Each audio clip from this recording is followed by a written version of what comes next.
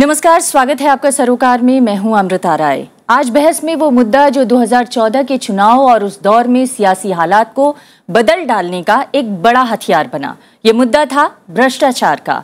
भ्रष्टाचार के खिलाफ अन्ना आंदोलन, यूपीए सरकार के खिलाफ माहौल और उस पृष्ठभूमि में न खाऊंगा न खाने दूंगा की बात करने वाले बीजेपी नेता नरेंद्र मोदी की स्वच्छ और मजबूत छवि ने एक भरोसा दिलाया कि देश को भ्रष्ट तंत्र से मुक्त कराया जा सकता है।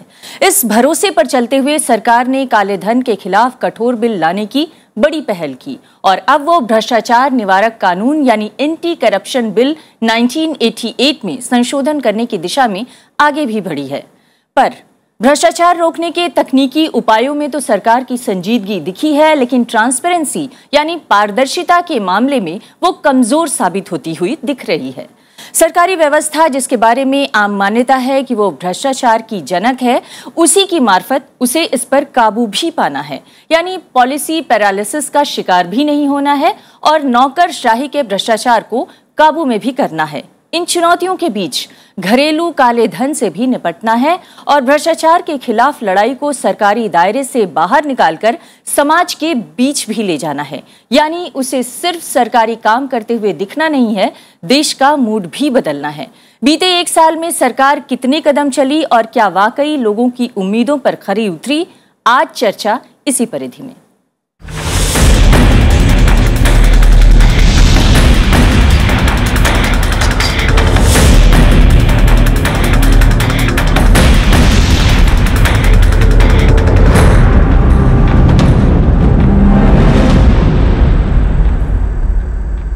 आज चर्चा में शामिल होने के लिए हमारे साथ हैं बीजेपी के राष्ट्रीय उपाध्यक्ष विनय सहस्त्रबुद्धे, हमारे साथ हैं कांग्रेस के महासचिव शकील अहमद, हमारे साथ हैं निखिल डे जो सामाजिक कार्यकर्ता हैं और हमारे साथ हैं सीनियर जर्नलिस्ट विनय कुमार। इसके अलावा हमारे साथ हैं सीपीएम के नेता नीलोत्पल बसु और है यहाँ पर तमाम युवा जनता जो आप सभी से सवाल जवाब करेगी। लेकिन सबसे पहले हमारी एक खास रिपोर्ट।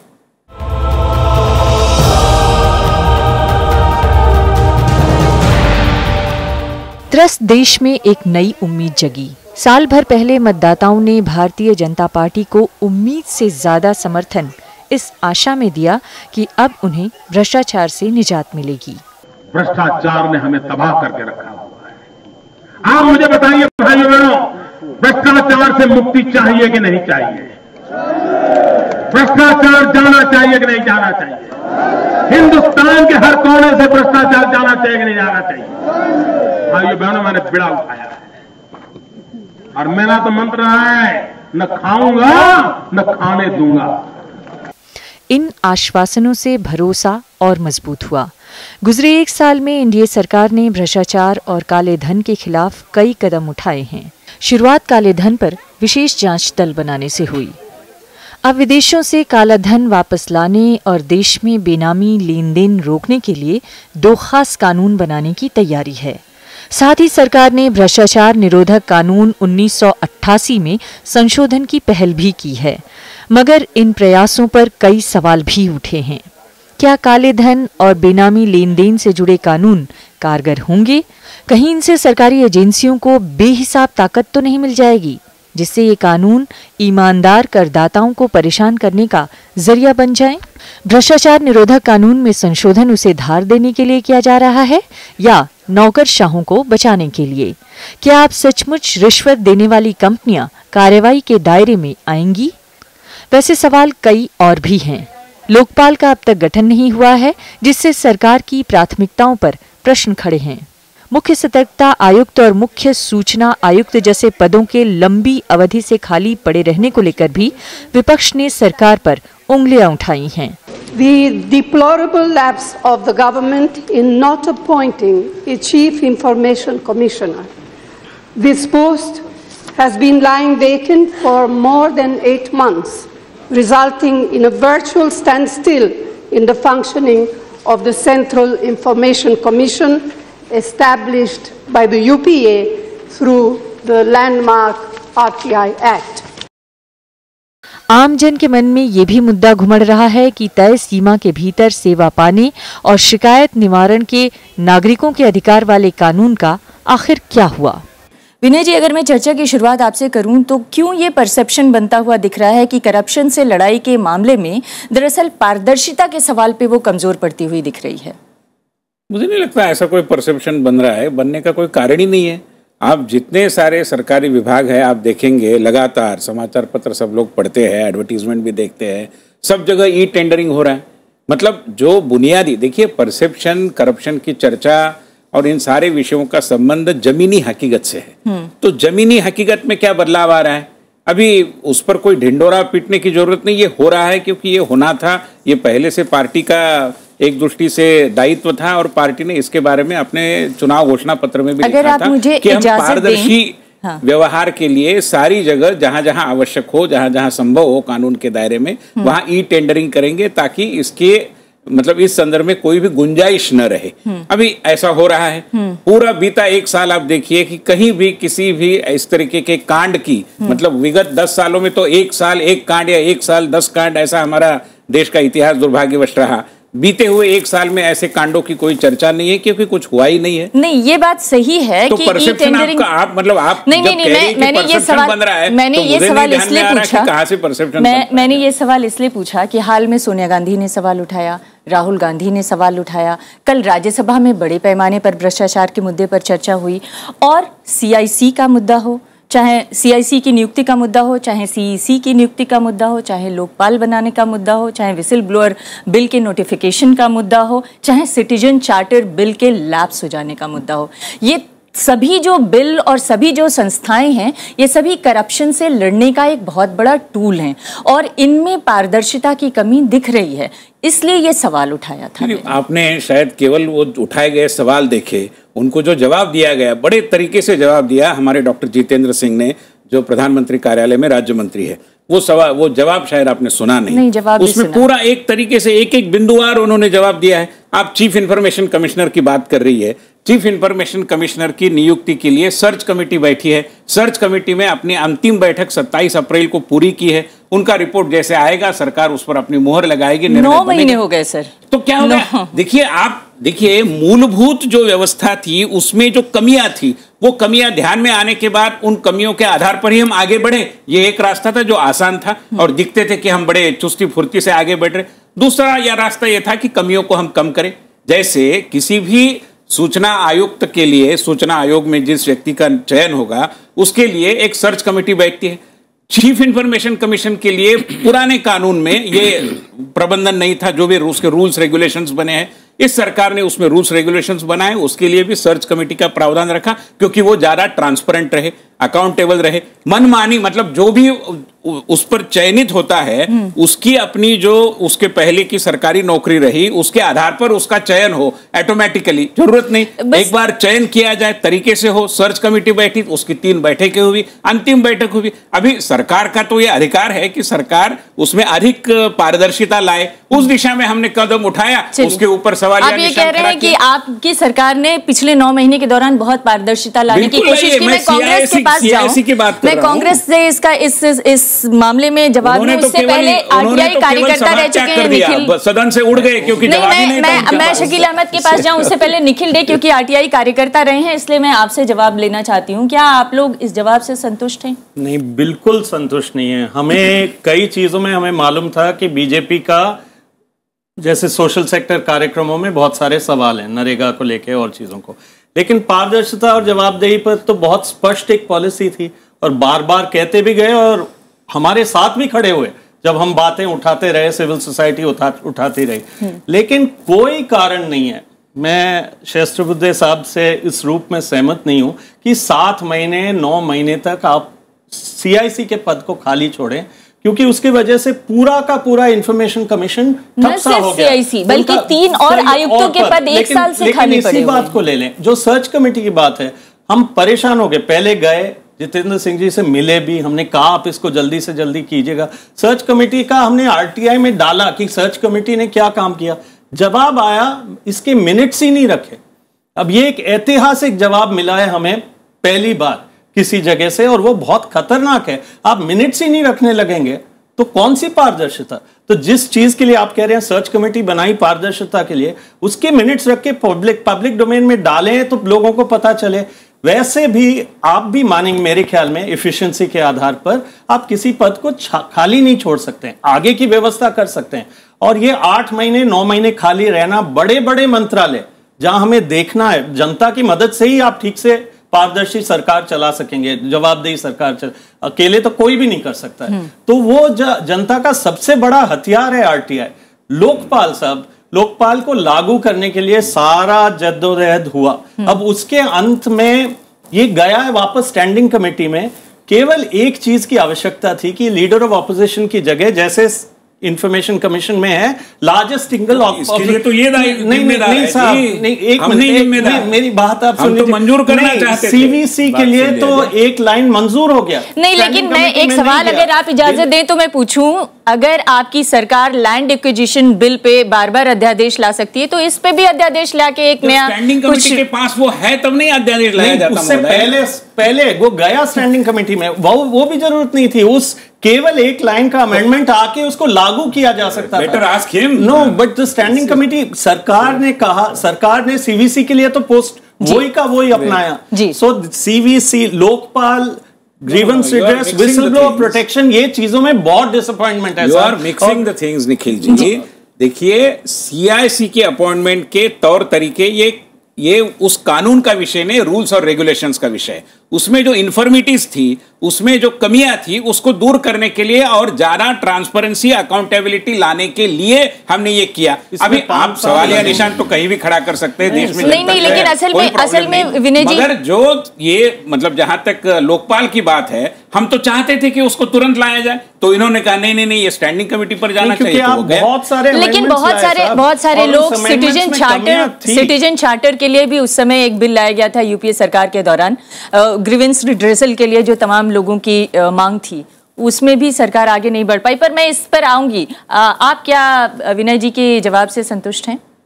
मैं बिल्कुल नहीं, और मुझको लगता है कि आप लोगों को भी बहुत संतुष्ट नहीं होना चाहिए और थोड़ा मोड़ा संतुष्ट भी होना चाहिए, क्योंकि ये वही कर रहे हैं जो इनकी पॉलिसी है, जो इनके प्रधानमंत्री की पॉलिसी है कि भ्रष्टाचार कौन पकड़ेगा, जो पकड़ने वाली संस्था है उसी को निकम्मा बना दो। और ये पहली बार नहीं हो रहा है, गुजरात से शुरू कीजिए। 12 या 13 साल मुख्यमंत्री रहे नरेंद्र मोदी जी, लगातार कोर्ट में केसेस हारते रहे, उन्होंने लोकायुक्त वहां बहाल नहीं होने दिया, सिर्फ इसलिए कि लोकायुक्त आएगा तो उनका भ्रष्टाचार पकड़ेगा, जो अदानी के बारे में अभी सीएजी की रिपोर्ट आई है। तो वही काम वो यहाँ कर रहे हैं।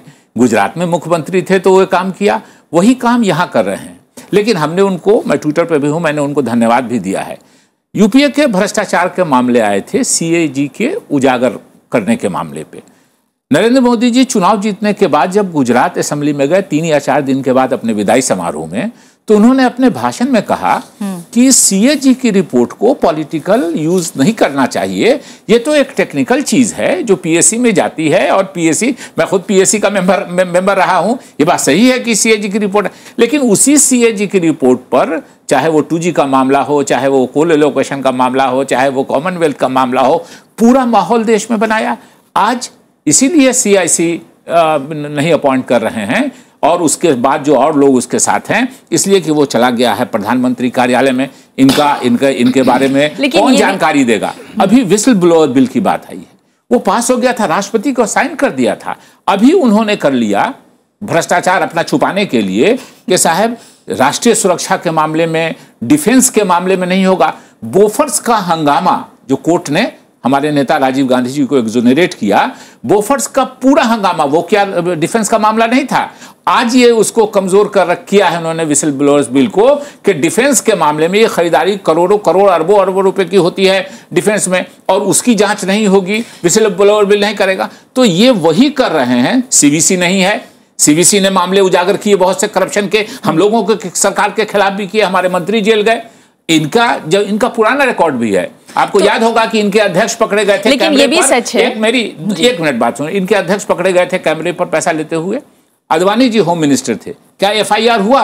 कोर्ट ने सजा की। आज आप विपक्ष में बैठे हैं। नहीं, मैं आपको बस मिसाल दे रहा हूं कि इनकी क्या पॉलिसी है। हाँ। इनके डिफेंस मिनिस्टर आज कह रहे हैं कि डिफेंस के मामले में नहीं होना चाहिए। इनके डिफेंस मिनिस्टर के घर पर उनकी एक सहयोगी रुश्वत लेते हुए पूरे कैमरे पर पूरे लोगों ने देखा, उनके खिलाफ एफआईआर हुआ क्या? तो ये तो वही कर रहे हैं जो इनकी पॉलिसी है, जो करते हैं। आज आप विपक्ष में बैठे हैं, लेकिन क्या आप राष्ट्रीय महत्व की चीजों को सार्वजनिक करने के पक्ष में होगी जब अगर आपकी सरकार होगी तो? हमारे सरकार में हमारे मंत्री रहते हुए अगर भ्रष्टाचार का मामला आया, न्यायालय ने किया, सीवीसी ने किया, हमारे मंत्री जेल गए, मैं उसका स्टेट मिनिस्टर था। कांग्रेस की बदनामी हो गई, मुझको कहने में कोई ये नहीं है कि ए राजा साहब के मामले में राजा साहब डीएम के थे, कांग्रेस के नहीं थे। और उस मंत्रालय में, पूरे मंत्रालय में एमओएस मैं कांग्रेस की तरफ से था। मैं आज आपके सामने बैठा हुआ हूं, लेकिन हमारी सरकार में गड़बड़ी हुई अगर हमारे किसी मंत्री ने किया तो उनके खिलाफ, ये तो जांची एजेंसी को गायब कर देते हैं, जो भ्रष्टाचार पकड़ने वाला है उसी को सरे से गायब कर देते हैं, तो कहां से पकड़ाएगा? लेकिन तो ये पॉलिसी जो इनकी है, लेकिन ये भी सच है विनय कुमार जी, ये भी सच है कि ट्रांसपेरेंसी के मुद्दे पर सरकार एक कदम आगे चली है, एक कदम वो पीछे भी है।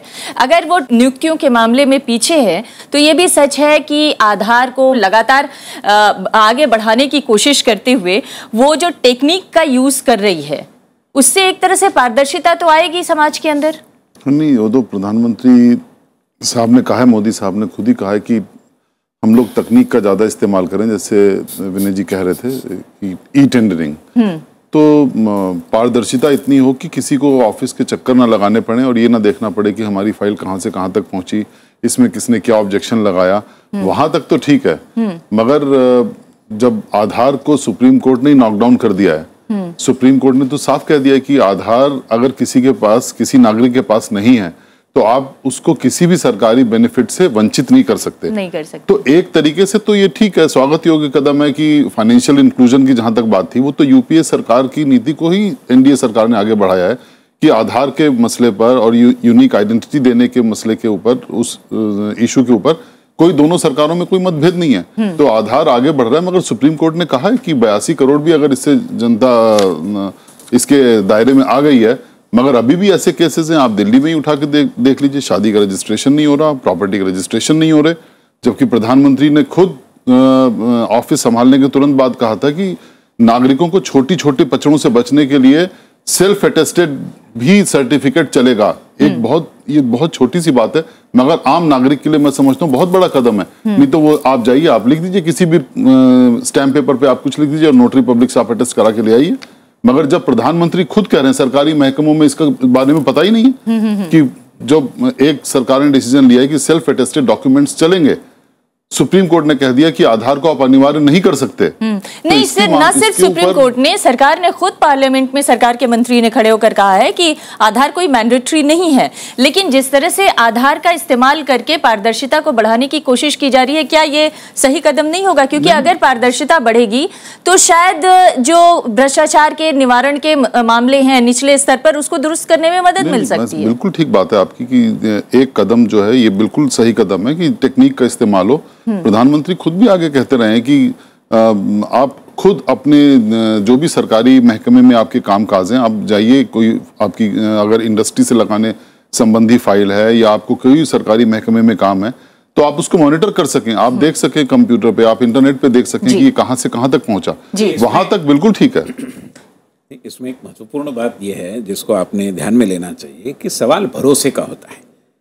भरोसा जिस सरकार में है, उस सरकार के अंदर जो भी परिवर्तन आते रहते उसमें भी लोग यकीन करते। देखिए, इनकी एक प्रधानमंत्री थी श्रीमती इंदिरा गांधी, उन्होंने जब करप्शन की चर्चा हुई, मैं 80s की बात कर रहा हूं, तुलमोहन राम, उसके पहले तब उन्होंने कहा कि करप्शन तो विश्वव्यापी समस्या है, भारत में आई तो क्या गड़बड़ है, उसमें क्या गलत है। मतलब कहने का तौर तरीका ये था, ये इनकी परंपरा रही है और एक ही घराने का राज चला तो वो परंपरा ही चलती आई। नहीं, लेकिन आपको याद होगा हमने अपने एंकर लिंक में बोला कि देश में एक बड़े पैमाने पर सामाजिक मूड बदलने की जिम्मेदारी भी है। जब आप करप्शन की बात आम आदमी से करते हैं तो वो दूसरे तरीके से सोचता है, वो आप पर तो भरोसा करता है कि आप करप्शन मिटाएंगे, लेकिन जब उसके ऊपर जिम्मेदारी आती है तो शायद वो उस तरह से रिएक्ट नहीं करता है। इसलिए देश में बड़े पैमाने पर बहस आगे ले जाने की जरूरत है कि उसको दायित्व दिया है कि आप रिस्पॉन्सिबली सेल्फ अटेस्ट करो। नहीं, लेकिन वो सिर्फ दायित्व देने की बात नहीं, उसके लिए आपने क्या मैकेनिज्म बनाया है वो भी बहुत बड़ी बात है। नीलोत्पल दा, हम लोग आज चर्चा इस बात पे कर रहे हैं कि भ्रष्टाचार मिटाने के लिए सरकार ने अब तक क्या कदम उठाए हैं। अगर हम पारदर्शिता के स्तर पर देखें तो सरकार काफी कमजोर नजर आती है, लेकिन तकनीक के स्तर पर उसने कुछ आगे बढ़कर काम करने में हौसला दिखाया है। आपका क्या मत है? क्या तकनीकी बात कर रहे हैं? अभी अभी इंदिरा गांधी का जिक्र कर रहा है, उनके रवैया का। तो चुनाव के पहले उन्होंने घोषणा कर दिया कि हम बाहर से काले धन लाएंगे और 15-15 लाख हर नागरिक को मिलेगा।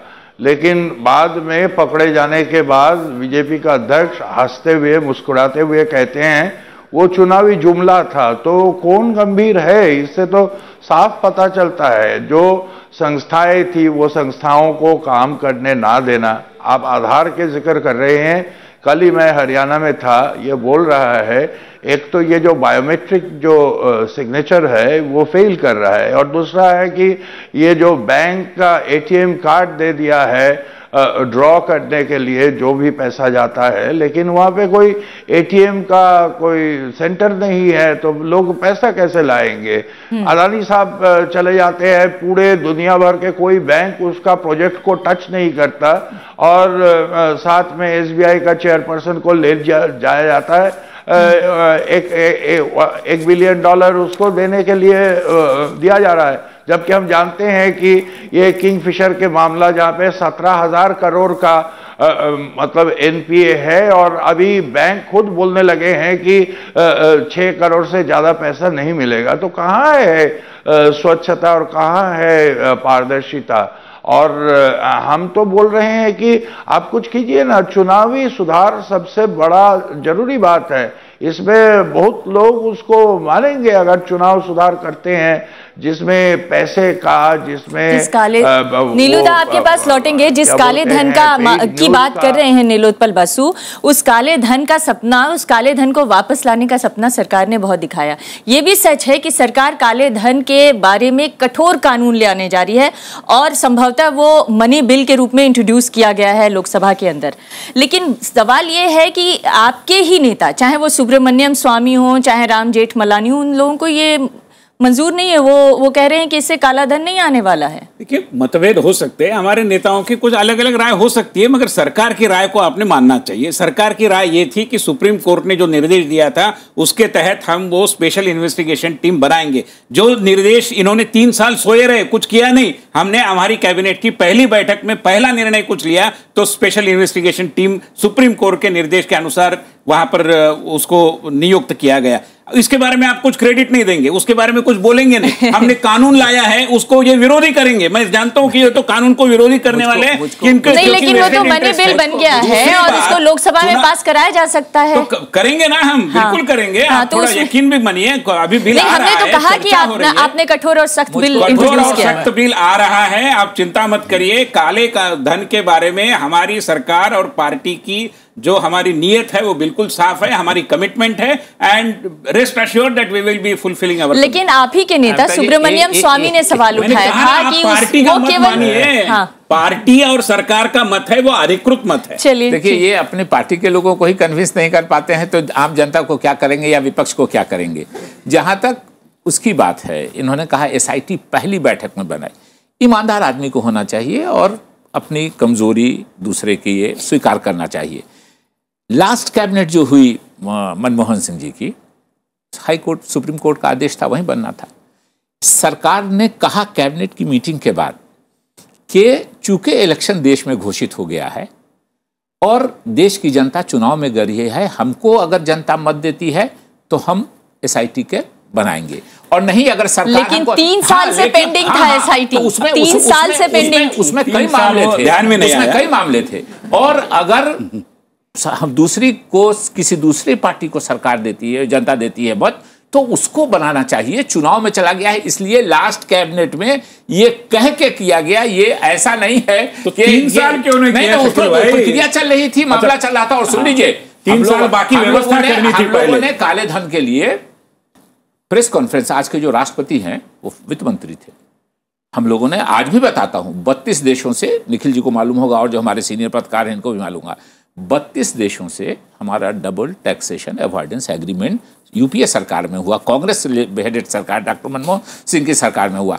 एक्सचेंज ऑफ इंफॉर्मेशन का हमारा समझौता कि काला धन हमारा उस देश में है या उस देश के लोगों का काला धन हमारे यहाँ है, उसके लिए हमने 25 देशों से समझौता किया। ऐसा नहीं है कि काला धन और एसआईटी भी बनाने की बात हमने एक मोरल ग्राउंड लेते हुए कि चूंकि देश चुनाव में है, जिसको मौका मिलेगा वो बनाएगा। लेकिन नीलूदा, मैं आपके पास आना चाहूंगी। काले धन के मसले को लेकर सरकार एक तरह से फॉरवर्ड फुट पे है और वो ये बार बार कहती है कि हमने देखिए बहुत सख्त और कड़ा कानून ले आने की पहल कर दी है। लाख रुपए मांग रहे हैं, नहीं, लेकिन क्या आप इससे संतुष्ट हैं कि सरकार जो कदम उठा रही है इससे सारा जो विदेशों में जमा काला धन है वो वापस आ जाएगा?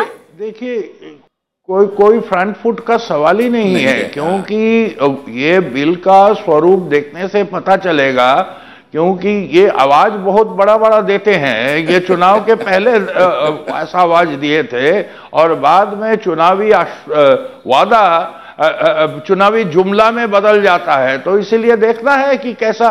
और दूसरा बात है कि ये जो नीतियां ले रहे हैं, ये नीतियों से तो देश के अंदर भरपूर काला धन पैदा होगा। आज जिस तरह से ये जमीन अधिग्रहण जो अध्यादेश लाया गया, वो तो हमारे देश के रियल एस्टेट और प्रोमोटर्स को फायदा पहुंचाने के लिए है। अब चले जाइए ना, नोएडा चले जाइए, गुड़गांव चले जाइए, और कोई भी अगर फ्लैट खरीदना चाहते हैं, ऐसे ही प्रोमोटर बोलेगा आपको कि आधा पैसा आपको काले धन में देना होगा।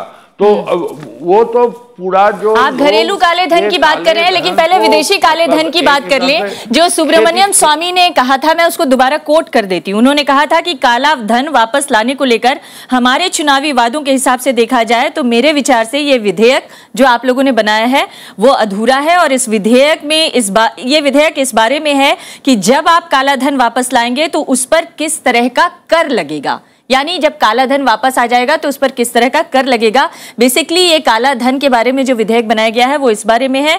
इसमें काला धन वापस लाने के उपाय नहीं किए गए हैं।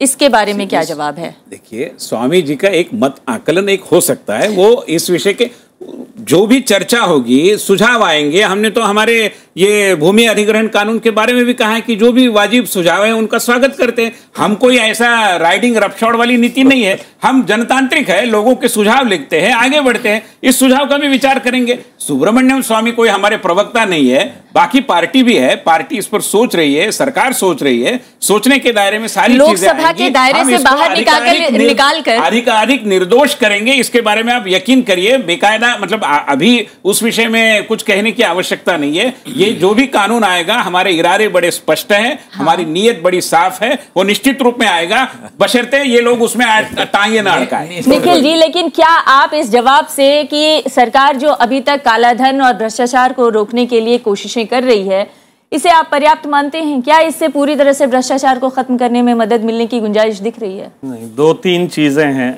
जो आपने कहा कि जनतांत्रिक सरकार है, लेकिन यदि जनतांत्रिक होती तो हमारे ऑर्डिनेंस का कोई रूट अपनाने की जरूरत नहीं। तो वास्तव में लोगों के पास इतना विरोध हुआ है उस जमीन वाले कानून पर, और इतना विरोध जहां हम रहते हैं गांव में, सारे जगह आपको नजर आ रहा है, आपकी पार्टी के अंदर भी लोग कह रहे हैं, लेकिन फिर भी ऑर्डिनेंस एक बार नहीं 2 बार लगा रहे हैं, फिर भी उसके ऊपर चर्चा, कोई खुली चर्चा नहीं है। और एक पूरा कंसेंसस का बिल था, उस कंसेंसस बिल में हम जैसे लोगों के कुछ विरोध थे, क्योंकि हमें लगा किसानों को और भी मौका मिलना चाहिए, लेकिन चलो पॉलिटिकल कंसेंसस बना। लेकिन आज हम लैंड एक्विजिशन पे बात नहीं कर रहे। लेकिन मैं कह रहा हूं, लेकिन मैं कह रहा हूं कि काला धन, मैं नीलोत्पल दा के इस बात से सहमत हूं, जब वापस आएगा तब हम मानेंगे। आप कह रहे हैं कि बिल पर पूरी चर्चा होगी, लेकिन कैसा आएगा काला धन? आज की तारीख में सारे लोग बोलते गए और सबको पता है बहुत सारा काला धन है, लेकिन काला धन को वास्तव में टारगेट करके ढूंढ के उसको वापस लाना बड़ा चैलेंज। अब तक सरकार ये बता ही नहीं रही है कि कितना काला धन कहां पर कितना है, कैसा आएगा, और उसके कोई रिजल्ट आज तक तो नहीं दिखे। हाँ। दूसरे चीज में प्रिवेंशन ऑफ करप्शन एक्ट में जो अमेंडमेंट पिछली सरकार ने भी कहा और इन्होंने भी उसको सपोर्ट किया, वो क्या कह रहा है कि हम प्रोसिक्यूशन के लिए परमिशन लेंगे पहले सरकार से। केवल आज में जो आज वो अफसरशाही के खिलाफ, अफसर तो वही तो भ्रष्टाचार होता है। हाँ। बिना अफसरशाही के भ्रष्टाचार नहीं, अफसरशाही के मुद्दे पर तो अफसरशाही के खिलाफ कार्रवाई करने के लिए पीसी एक्ट में अब प्रोसिक्यूशन सैंक्शन लेना पड़ेगा, जो सुप्रीम कोर्ट उसको कह रहा है नहीं होना चाहिए। वहां रिटायर्ड लोगों के लिए भी कयर है। और ये केवल इनकी बात नहीं, पिछली सरकार ने ही वो पेश किया, उसी को ये सपोर्ट कर रहे हैं। तो ऐसे कानूनी मामलों को हम यदि देखें इस एक साल में, भ्रष्टाचार में हमने सोचा पारदर्शिता और भ्रष्टाचार में बहुत सारी चीजें आएंगे। जो हम कह रहे हैं विसल ब्लोअर प्रोटेक्शन, 40 लोग मारे गए भ्रष्टाचार के मामले उठाते गए आरटीआई के, उनके लिए एक ही कानून बना उनके कोई प्रोटेक्शन के लिए, वो विसल ब्लोअर प्रोटेक्शन। आज तक उसके ऊपर रूल्स बना के उसको किया नहीं। अब कुछ अमेंडमेंट्स लाए हैं जो वास्तव में बड़े बड़े मामलों में और प्रोटेक्शन देंगे भ्रष्ट लोगों को, क्योंकि डिफेंस सीक्रेट्स के नाम पे नेशनल सिक्योरिटी ज्यादा ठीक होगी यदि भ्रष्टाचार नहीं होगा, या नेशनल सिक्योरिटी ज्यादा ठीक होगी छिपाने से। ये सारे चीजें हम चाहते हैं, हम बोले जा रहे हैं, लेकिन ऐसा कोई मंच नहीं है। 2014 में एक ऑर्डर पास हुआ कि कोई भी कानून का संशोधन करना है तो जनता से पूछे बिना, यदि आप किसी वेबसाइट पे नहीं डालेंगे। विसल ब्लोअर प्रोटेक्शन एक्ट के अमेंडमेंट्स का किसी को जानकारी नहीं है। कैबिनेट में पास हुआ, उससे पहले वो ऑर्डर कहता है, उससे जब पहले भी सरकार बार बार ये कहती है कि हम एक राष्ट्रीय कंसेंसस बनाएंगे, उस राष्ट्रीय कंसेंसस बनाने के लिए सरकार की तरफ से क्या पहल की जा रही है, ये भी बताना जरूरी है। और दूसरा, अफसरशाही के भ्रष्टाचार को रोकने के लिए जो सरकार की तरफ से कदम उठाए गए हैं, उसकी भी कड़ी आलोचना हो रही है, उस पर भी हम चर्चा करेंगे। एक ब्रेक के लिए रुकते हैं।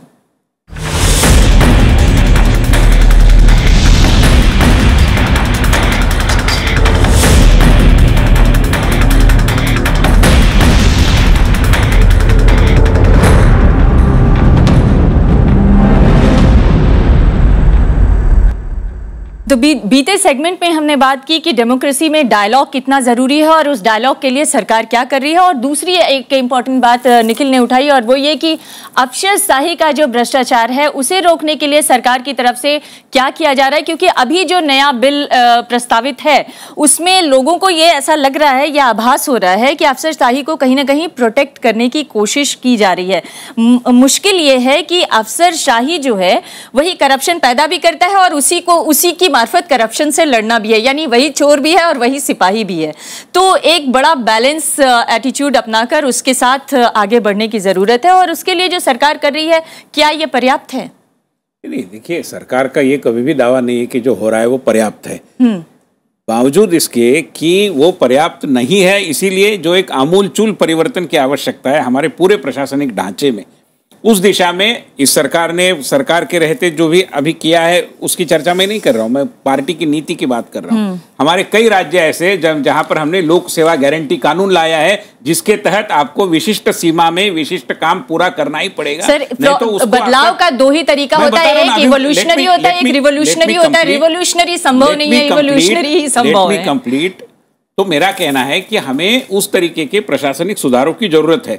इसमें से कई सारे सुधार, अभी नीलोत्पल बसु जी ये सब बहुत सारा मतलब आवाज कर रहे हैं, मगर कुल मिलाकर प्रशासनिक सुधार, चुनाव सुधार, इन सारे सुधारों के तहत जो एक वेंकटचलैया आयोग बिठाया गया था जब अटल बिहारी वाजपेयी प्रधानमंत्री थे, बहुत तरीके की रिपोर्ट उनकी आई, आज भी वेबसाइट पर उपलब्ध है। मगर इन्होंने चिल्लाहट करी कि ये तो पूरे संविधान को बदल रहे हैं, फलाना कर रहे हैं, राजनीति की उस रिपोर्ट की, जो एक एकेडमिक रिपोर्ट है। ये तो सुधार लाने ही नहीं देने, मतलब उनको तो इरादा ही नहीं है सुधार लाने का। तो जो प्रशासन तंत्र जैसा ही चल रहा है वैसा ही चलने में जिनका निहित नहीं, लेकिन यही क्या करेंगे? यही पॉलिसी पैरालिसिस की बात पिछली विपक्ष में रहते हुए आप लोग लगातार करते रहे, और जो लोग पैरालिसिस है, हम तो आगे बढ़ रहे हैं। नहीं, मैं यही कह रही हूँ कि आज जब बात हो रही है अफसरशाही की, तो बार बार ये कहा जा रहा है कि अफसरशाही जो है अगर उसके काम में बार बार इस तरह के कानूनों से बाधा पहुंचाई जाएगी तो वो त्वरित फैसले नहीं ले पाएगा।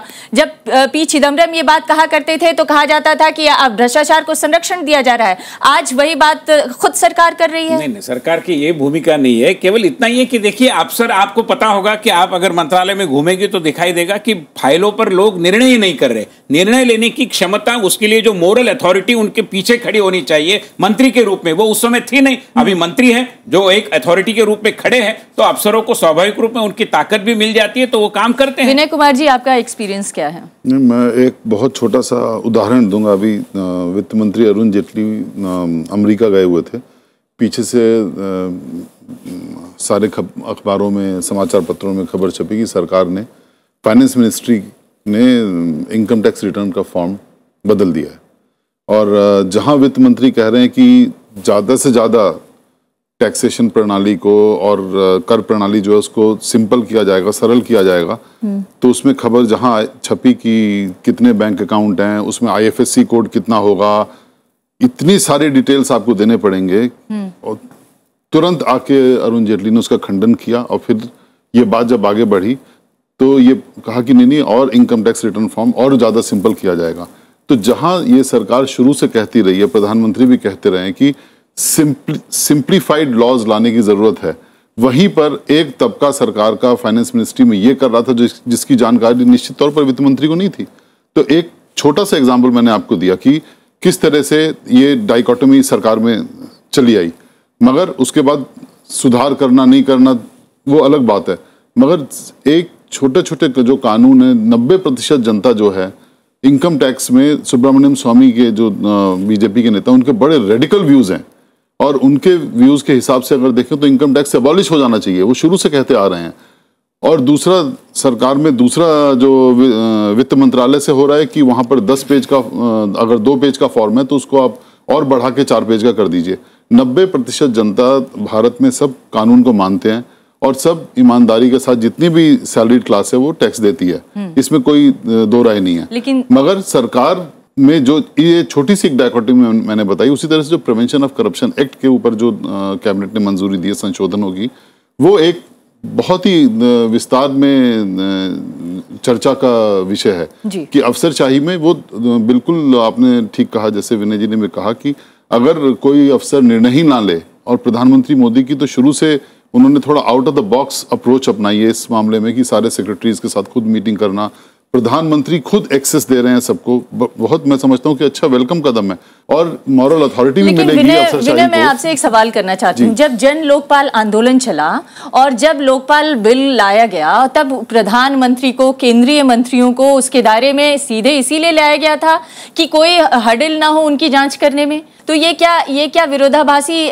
नहीं है क्या? नहीं है, इसमें कई सारे कॉन्ट्रडिक्शंस हैं, विरोधाभास भी हैं, मगर अगर आगे बढ़ना है तो इसके, जैसे निखिल ने भी कहा कि पब्लिक स्पेस में डिस्कशन की बहुत ज़्यादा ज़रूरत है। और फिर ये भी करना है कि सरकार अगर निर्णय ही ना ले, अगर मारे डर के आप बैठ जाएं, उसमें न्यायिक प्रणाली के सुधार की भी अमेंडमेंट्स लेकर आए हैं। मिनिमम सजा, एक डेटरेंट तो जरूर होना चाहिए, मगर जो ईमानदारी से अपना काम करे उसको आगे बढ़ने के लिए प्रोत्साहित भी तो सरकार करेगी। नहीं तो सबसे बड़ा डेवलपमेंट अगर तंत्र इस देश में कोई है तो सरकार है। अगर सरकार में ही पैरालिसिस हो गई, सरकार का पूरा तंत्र अगर बैठ गया सिर्फ इस डर से कि कोई काम ही नहीं करना चाहेगा, कल को भ्रष्टाचार के में पकड़े जाएंगे, तो कोई काम ही नहीं करेगा फिर। मतलब अफसरशाही के ही सहयोग से इसे खत्म भी किया जा सकता है, लेकिन उसी की भूमिका है करप्शन को बढ़ाने में भी, तो ये बहुत बड़ा चैलेंज है। क्या आपको भी लगता है कि ये बड़ा चैलेंज है? बिल्कुल बड़ा चैलेंज है। इसमें मैं 3 चीजें कहना चाहूंगा। कुछ तो कानून काम आता है, और कानून के दायरे में पीसी एक्ट की तो बात हमने की है, लेकिन यदि हम लोकपाल बिल के भी जो अमेंडमेंट्स देखेंगे, उसमें एक और खतरनाक चीज है।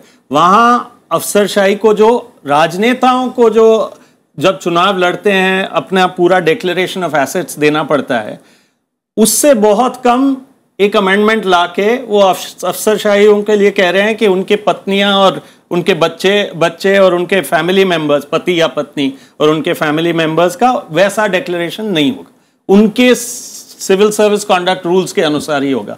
अब जब एक स्टैंडर्ड है, सारे इलेक्टेड रिप्रेजेंटेटिव्स केवल नहीं, जो चुनाव में खड़े हो रहे हैं उनको शपथ देना पड़ता है, तो क्यों इनके लिए कमजोर कर रहे हैं? और तभी तो हमें पता चलेगा कि ये कोई बेईमानी से पैसा कमा रहे हैं कि नहीं कमा रहे। तो पहला काम है पारदर्शिता लाना, ताकि लोग उनके ऊपर ध्यान दे सकें। दूसरा है, आप ये डिमांड करते हैं कि अफसरों के भी जो एसेट है उनको पब्लिक डोमेन में लाना चाहिए, और वो ट्रांसपेरेंट होने चाहिए, क्योंकि वो पब्लिक के लिए काम कर रहे हैं, उनका काम है, वो आम नागरिक जैसे बात नहीं है। दूसरी चीज है कि उनको कोई प्रोटेक्शन नहीं मिलना चाहिए, जैसे हम ये कह रहे हैं कि सैंक्शन फॉर इन्वेस्टिगेशन या प्रोसिक्यूशन वो बिल्कुल नहीं होना चाहिए। तो बार-बार सुप्रीम कोर्ट ने हटाया, लेकिन फिर भी वो अमेंडमेंट्स यहाँ इसमें ला रहे हैं, और लोकपाल को तुरंत लागू करना चाहिए। तीसरी बात है, वो जो आप पब्लिक सर्विस गारंटी बिल की बात कर रहे हो स्टेट्स में, एक सेंट्रल बिल जेटली साहब ने कहा, रविशंकर प्रसाद जी ने कहा, उनके स्टेटमेंट्स है पार्लियामेंट में, तुरंत लाना चाहिए। वो एक बिल है जो सबको जेल नहीं डालेगा, पॉलिसी पैरालिसिस नहीं करेगा, कहेगा इतने दिन में काम नहीं करोगे तो आपकी पेनल्टी जाएगी, जेब से जाएगी, आपको जवाब देना पड़ेगा। नीचे से लेके बड़े अधिकारी तक उनके ऊपर आएगा। वो बिल भूल गए, उसको राज्यों का विषय है भैया। नहीं साहब, राज्य ला रहे हैं, मध्य प्रदेश में लाया, महाराष्ट्र में लाया, राज्य। लेकिन हमारे पास यदि इतने सेंट्रल गवर्नमेंट के फंड्स जाते हैं और जाते रहेंगे, यदि इतने सारे, एक ही देश है, इस देश के अंदर कोई कारण नहीं है। वो बिल एक सेंट्रल बिल था जिसकी सहमति थी, बीजेपी की पूरी तरह सहमति थी। बिल्कुल है, आज भी है। हाँ, तो वो सेंट्रल बिल को पास करने के लिए एक तुरंत कदम लेने चाहिए, वरना पॉलिसी पैरालिसिस क्या, जनता सबसे परेशान है कि काम ही नहीं होते, ना राशन मिलता है, ना अस्पताल में दवाई मिलती है या ट्रीटमेंट होता है, ना स्कूल में पढ़ाई हो रही है। वो सब कहां से होगा? ये ऐसे बिल से होगा जहां शिकायत का निवारण तुरंत हो और उसी अधिकारी के ऊपर कार्रवाई हो, जेल जाने की कार्रवाई नहीं, लेकिन उसके ऊपर ऐसी कार्रवाई जिससे चीजें ठीक हो सके।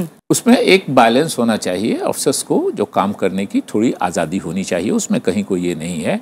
किसी का रेडीमेड सॉल्यूशन नहीं होता है। एक फाइल पे आपको लिखना है 4 ऑप्शंस हैं, उनके डिसीजंस जो हैं उनमें अब मोटिव इंप्यूट अगर कोई करता है, उनको मौका मिलना चाहिए। आप जस्टिफाई कीजिए कि आपने ये फैसला क्यों लिया, ये क्यों रिकमेंड किया, और नेचुरली है उनके रिकमेंडेशन के बाद ही फाइल जाती है मिनिस्टर के यहाँ या प्राइम मिनिस्टर के यहाँ या स्टेट्स में चीफ मिनिस्टर के यहाँ।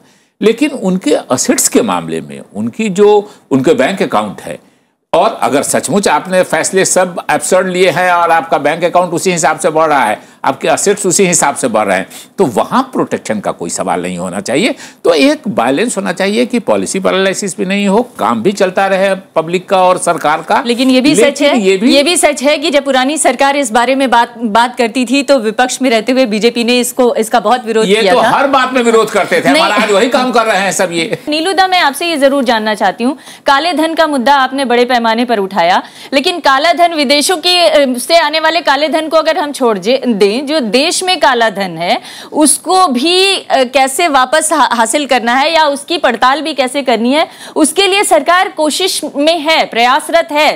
पैन कार्ड को 1 लाख से ऊपर खर्च करने वालों को पैन कार्ड देना जरूरी कर दिया है, पर क्या लगता है कि सरकार की इस कोशिश से पूरी तरह से भ्रष्टाचार मिटाने में सफलता हासिल हो सकेगी? क्योंकि पैन कार्ड के बारे में जहां तक मेरी जानकारी है, बहुत कम लोगों के पास अभी पैन कार्ड है।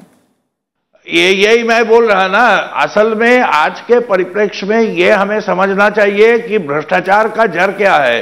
आज कॉरपोरेट और नौकरशाही और राजनेताओं के बीच में जो गाठजोड़ है वो ही है भ्रष्टाचार के स्रोत। और अगर आपका नीति ही कॉरपोरेट को इतने बड़े पैमाने पर बढ़ावा देना होगा तो आप क्या लड़ोगे? आज देश के अंदर, मैं तो एक उदाहरण दिया है, आप दिल्ली के इर्द गिर्द, दिल्ली के अंदर किसी भी जगह में जाओ और एक फ्लैट खरीदने के लिए बोलो तो आपको खुद प्रमोटर आके बोलेगा कि आप आधा पैसा हमें काले धन में दो। ये तो न्यू टाउन कलकत्ता में ये अगर बरकरार रहेगा आप क्या करोगे? मैं हाँ, पूरा देश में हो रहा है ना, और पूरा देश में हो रहा है। ये राज्य सरकारें नहीं कर सकता है कोई कानून, इसको रोकने के लिए आपको कुछ करना चाहिए। और आपको कॉरपोरेट को भी मतलब ये पारदर्शिता के अंदर लाना चाहिए। आप जिस तरह से जमीन देना चाहते हो, आप जिस तरह से खनी देना चाहते हो, आप जिस तरह से कॉरपोरेट हितों को, लोगों के हितों के खिलाफ आप खड़ा करना चाहते हो, इसमें तो काला धन पैदा होना मतलब अनिवार्य है। और इसलिए आप जो भी बोले, आप तो बोलो ना।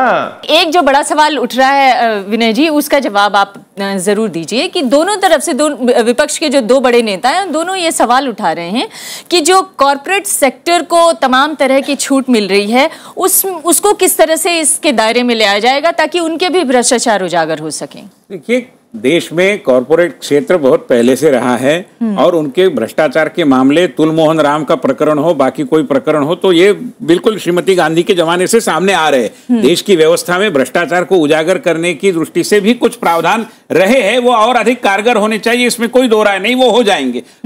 ये सारा ये तंत्र यही होते हुए, इन्हीं की सरकार होते हुए भी कई कॉरपोरेट घरानों के भ्रष्टाचार सामने आए। आप सब जानती है नरसिंह राव के जमाने में क्या हुआ। तो ऐसा नहीं है कि कोई सामने नहीं लाता या कोई लाना नहीं चाहता, वो जरूर आ रहा है। मेरा कहना है कि हमेशा कॉरपोरेट सेक्टर, उद्योग और उद्योग जगत को कटघरे में खड़ा करना और उन पर आरोपों की छिटाखची में ही एक आनंद लेते जाना, इससे कोई उद्योग जगत का भला नहीं होगा। उद्योग का भला नहीं होगा तो बेकारी की समस्या हल नहीं होगी। उद्योग क्यों नहीं गए बंगाल में और क्यों बाकी जगह गए, इसका भी तो नीलोत्पल जी थोड़ा सा आत्मपरीक्षण भी तो करे। और इन्होंने भी जो किया है, जो बेरोजगारी की समस्या है उसको हल करने में इन्होंने क्या किया? कुछ किया नहीं। इन्होंने गरीबों की राजनीति की, गरीब के लिए कुछ नहीं किया। गरीबी हटाओ का नारा दिया, प्रत्यक्ष जमीन में कुछ नहीं किया, जिसकी सारी जो भी परिस्थिति आई उसको हमें भुगतना पड़ रहा है। ये इनके करतूत है। अब आगे जनता की राय ले लेते हैं, जनता की राय ले लेते हैं। लोग भी जानते हैं आपने गरीब को हटाया। जो सच्चाई है, सारी गरीबों की जमीन, और सिर्फ देखिए किसान भी जो खेत का नहीं, हम किसान खेत की आज बात नहीं कर रहे, वो अलग बात करेंगे, वो अलग करप्शन है। इसलिए कि अभी 20 किसानों का लिया आपने 5-5 एकड़, 100 एकड़ जमीन एक्वायर किया, उस पर सिर्फ 20 किसान नहीं, उस पर 100 मजदूर भी, खेत मजदूर काम करता है, जिसकी भी रोजी रोटी छीन के ये कॉर्पोरेट के लोगों को देने जा रहे हैं। जनता क्या सोचती है आप लोगों के इन आरोपों पर और आपके जवाब पे? आम जनता क्या सोचती है उससे सीधे बात करते हैं। ये वापस करने के लिए सीधे हम युवा नौजवानों से बात करते हैं। जी, मेरा सवाल विनय जी सर से है। सर, 9 महीने की सरकार हो गई है, अभी तक भ्रष्टाचार पे कुछ हुआ नहीं है। अभी रिसेंटली आप आम आदमी की सरकार आई थी, 59 डेज के अंदर उन्होंने दिल्ली में बड़ा भ्रष्टाचार करा था, नए टोल फ्री नंबर्स करे, इतना कुछ करा। आपने ऐसे क्यों नहीं किया? आपको लगता है अगले 5 साल में कुछ कर पाओगे देश के कालाधन वापस लाने में, देश की समस्या को ठीक करने के लिए? ला पाएंगे। आपको जैसे बताया गया है कि हमारी सरकार की कैबिनेट ने पहला निर्णय काले धन के बारे में किया है। अभी एक बिल आ रहा है और करप्शन को हटाने के बारे में हमारी प्रतिबद्धता के बारे में कोई शक लेने का कारण नहीं। आप थोड़ा समय, बाकी सारी चीजों को जो कानून में परिवर्तन, नियम बनाना, इसमें जो लगता है उतना समय हम ले रहे हैं। अब आपको इसमें संदेह करने का कोई कारण नहीं। नरेंद्र मोदी एकमात्र नेता है देश के जो इस तरीके की हिम्मत रखते हैं कि मैं खाऊंगा नहीं, खाने दूंगा नहीं, ये कहने की। सर, एक फैक्ट है कि इसी मंच पे 6 महीने पहले संबित पात्रा बोल रहे थे ब्लैक मनी पे, आज आप बोल रहे हैं, और 2 साल बाद लगता है 2 या 3 साल बाद बड़ी गंभीरता से कोई और बोल रहा होगा बीजेपी का पर्सन। तो कोई झुंझुना बना के रखा हुआ है इस मुद्दे को, जो कभी कोई बजा रहा है, कभी आप बजा रहे हैं, कभी वो बजा रहे हैं। मतलब फ्री स्टाइल फुटबॉल खेल रहे हैं आप तो इस मामले पे। राजनीतिकरण इतना हो चुका है इस मामले का, और कुछ हो नहीं रहा। मुद्दे दबते हमेशा, एक ना एक मुद्दा नया आ जाता है, इसके बाद उस मुद्दे का कुछ नहीं होता, भूल जाता है मुद्दा। मीडिया भूलता है, आप भूलते हैं इस मुद्दे को। तो एक झुंझुना टाइप का नहीं होगा। हम तो बिल्कुल, हम तो गंभीरता से ही ले रहे हैं, इसलिए तो कानून ला रहे हैं। देश में पहली बार इस तरीके का सख्त कानून आ रहा है, आपको जानकारी होनी चाहिए। Why Congress is opposing GST bill? Congress is not opposing GST bill. It's Congress's proposal. ये कांग्रेस ने ही GST बिल प्रपोज किया था।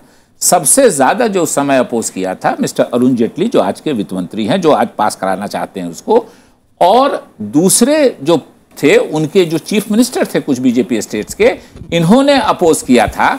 मेरा आज की तारीख में इतना कहना है, आज ही बैठक हो रही है जो केरल के वित्त मंत्री के अंडर में इन्हीं के सरकार का बनाया हुई एक कमेटी है, उसकी आज मीटिंग हुई है। हम लोगों ने इतना ही कहा है कि ये जीएसटी तो हमारा प्रपोजल था, हम लोग जैसे करते हैं इट्स आवर बेबी जी, के इसको आगे बढ़ाने के लिए, लेकिन जो मीटिंग हो रही है इनकी बनाई हुई कमेटी, पहले सुशील मोदी जी हम लोगों की सरकार में बिहार के फाइनेंस मिनिस्टर थे, वो चेयरपर्सन थे, जब वो हट गए और इनकी सरकार आई तो केरल के जो जीएसटी नहीं है सर। नहीं, हम जीएसटी उससे पूछा तो बता देते हैं। तो हम चाहते हैं, लेकिन हम चाहते हैं कि सभी स्टेक होल्डर की राय लेके, और जीएसटी लागू होगी, अगर पास भी हो गई अभी तो 1 अप्रैल 2016 से लागू होगी। इसलिए हम 2-4 दिन में कहते हैं कि सब लोगों की राय लेके पास कर दीजिए। पर आज बहस का मुद्दा जीएसटी नहीं है, आज बहस का मुद्दा जीएसटी नहीं है। लाई हुई यूपीए की प्रपोज की हुई चीज है, जिसको लगातार ये अपोज करते रहे। विनय जी, मैं आपसे जानना चाहती हूँ, एक पत्रकार होने के नाते और वरिष्ठ पत्रकार होने के नाते लंबा आपका अनुभव भी रहा है सरकारी मशीनरी को देखने का, राजनीतिज्ञों को समझने और जानने का। क्या आपकी अपेक्षाएं हैं भ्रष्टाचार को लेकर, या भ्रष्टाचार मिटाने को लेकर सरकार जो अब तक कर रही है उसमें कितना आगे बढ़ पाई है, और आपकी अपेक्षाएं किस तरह की हैं? जी देखिए, ऑब्जेक्टिवली अगर देखें तो 1 साल का समय, मैं नहीं समझता भी पूरा 1 साल इस महीने हो जाएगा कि इतना ज़्यादा समय निकल गया कि सरकार बिल्कुल निष्क्रिय बैठी रही, कुछ भी नहीं किया। दूसरी बात, जैसे इस मंच पर भी ये जो हमारे तुम्हारे वाली जो बहस हो रही है, हमारा कानून था, तुम्हारा था, तुमने किया वो किया, सरकारों में बहुत सारी चीज़ें कंटिन्यूटी के ऊपर निर्भर करती हैं। कोई एनडीए की सरकार आ गई तो कोई विदेशी सरकार नहीं आ गई है कि जो यूपीए की सारी पॉलिसीज को उठा के कूड़े में फेंक देगी जी। ऐसा कुछ नहीं है। कंटिन्यूटी बहुत सारे पॉलिसीज में रहती है, जैसे मैंने बताया आपको आधार में कंटिन्यूटी रही, जीएसटी में चल रही है, मगर जो पॉलिटिकल ब्लेम गेम है उससे ऊपर उठ के थोड़ा देखना पड़ेगा। इन सब जो ब्रॉड पॉलिसीज हैं, चाहे वो फॉरेन पॉलिसी हो, सरकार की टैक्सेशन की नीति हो, कोई रेडिकल रिफॉर्म आप नहीं एक्सपेक्ट कर सकते कि आपको साल 6 महीने में ये दिख जाएगा। हाँ, मगर जैसा कि बीजेपी कहती रही है और प्रधानमंत्री मोदी भी कहते रहे हैं कि पहले टेक्निक को यूज करेंगे करप्शन को मिटाने में, उसके बाद कानूनी फ्रेमवर्क को स्ट्रांग करेंगे। तो सरकार अभी तक जो पहल जो कदम उठा रही है वो मैं समझता हूं कि अपने 1 साल के कार्यकाल में एक तो इस सरकार से अपेक्षाएं बहुत ज्यादा हैं, और जो 2014 के चुनावों में जो कहा गया था, जनता बहुत जल्दी रिजल्ट्स चाहती है कि ग्राउंड पर क्या हो रहा है। तो नेचुरली हमारा देश इतना बड़ा है कि ग्राउंड पर ये चीजें परकुलेट डाउन करते करते पहुंचते वक्त लगता है। मगर to be in all fairness, सरकार को थोड़ा समय जरूर देना चाहिए कि क्या कानूनी फ्रेमवर्क लेके आना चाहती है, क्या अपने एडमिनिस्ट्रेटिव सिस्टम्स में बदलाव करना चाहती है, उसको पब्लिक स्पेस में, जैसे प्रधानमंत्री ने अभी टाइम को मैगजीन को दिए साक्षात्कार में भी कहा है कि भारत में सिर्फ लोकतंत्र ही चल सकता है, और तो उस लोकतांत्रिक प्रक्रिया को और स्ट्रांग करने की जरूरत है। जी, लोकतांत्रिक प्रक्रिया को स्ट्रांग करने यानी डेमोक्रेसी में डायलॉग बढ़ाने की सबसे ज्यादा जरूरत बताई जाती है, और ये आपकी सरकार भी बार बार ये कह रही है, जैसा कि विनय ने भी कोट किया। लेकिन उस डेमोक्रेटिक प्रोसेस को या जनता के बीच बहस ले जाने के लिए जो सवाल निखिल ने उठाया था, उसी को मैं आगे बढ़ाना चाहती हूँ। सरकार की तरफ से क्या किया गया? विपक्ष को बुलाकर क्या कोई डायलॉग शुरू किया गया? क्या एनजीओज को बुलाकर कोई डायलॉग शुरू किया गया? क्या मीडिया के बीच में कोई डायलॉग शुरू किया गया? डायलॉग के लिए आप लोगों ने किया क्या? देखिए, डायलॉग ये प्रक्रिया ऐसी नहीं होती कि वो सरकारी तंत्र के माध्यम से चलाई जानी चाहिए। हमारा मीडिया डायलॉग करता ही है, समाचार पत्रों में बहस नहीं हो रही। और एनजीओज, कौन से एनजीओज को बुलाए हम? आज तक इन्होंने नेशनल एडवाइजरी काउंसिल के रूप में अपने को जो चाहने वाले एनजीओ है उनको बहुत संजोया। हम ऐसा पक्षपाती भूमिका नहीं लेना चाहते। हम सारे एनजीओ से बात कर रहे हैं, लोग हमारे पास आ भी रहे हैं। उनके अभी मुझे बोलने दीजिए, अरविंद केजरीवाल जी को बुलाया,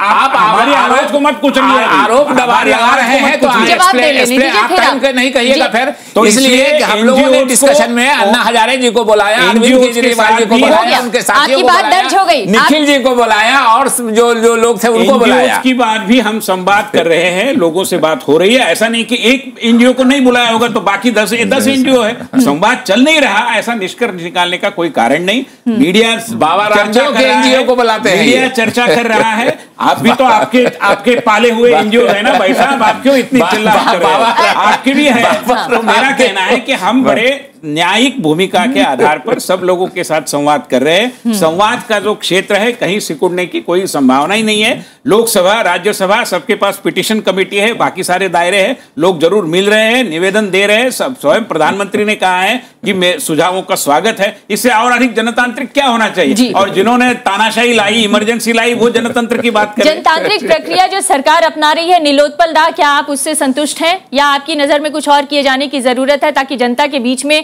इस लड़ाई को और आगे बढ़ाया जा सके और जनता के अंदर यह भरोसा जगाया जा सके कि दरअसल पूरा राजनीतिक वर्ग चाहता है कि भ्रष्टाचार से मुक्ति मिले देश को?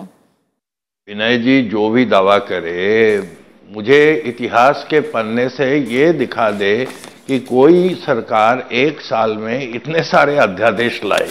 अगर कोई लोकतंत्र को पुख्ता करना चाहता, उसको क्या जरूरत होता, जिसके बारे में सुप्रीम कोर्ट ने बार बार बोल रहा है कि अध्यादेश एक कार्यपालिका का जो अधिकार है उसको बहुत ही रेयरली इस्तेमाल करना चाहिए कानून बनाने के लिए।